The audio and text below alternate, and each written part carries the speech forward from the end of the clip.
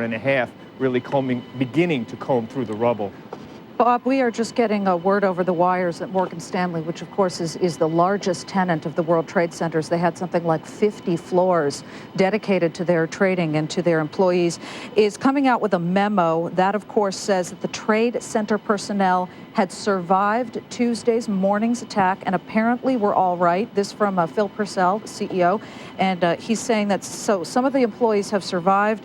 The investment firm's senior management is reporting that they expect operations up and functioning tomorrow. Their clients should not worry that their records are safe. More importantly, of course, is the human toll. 3,500 employees work there. Who else is in there? We've got Cantor Fitzgerald. We had Commerzbank, Deutsche Bank, some other big names. There are.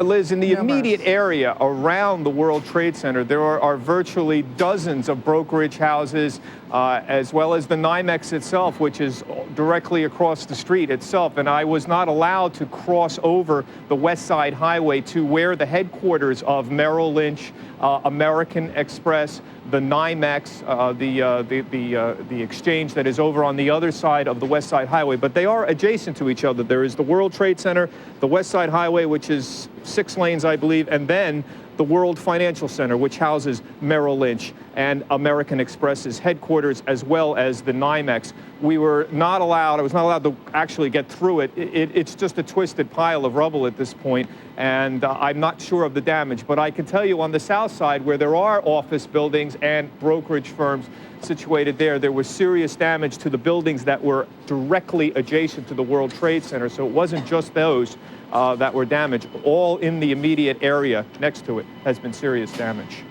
All right, Bob Pisani, thank you very much for that report, and I'm sure we'll be checking back with you repeatedly this evening.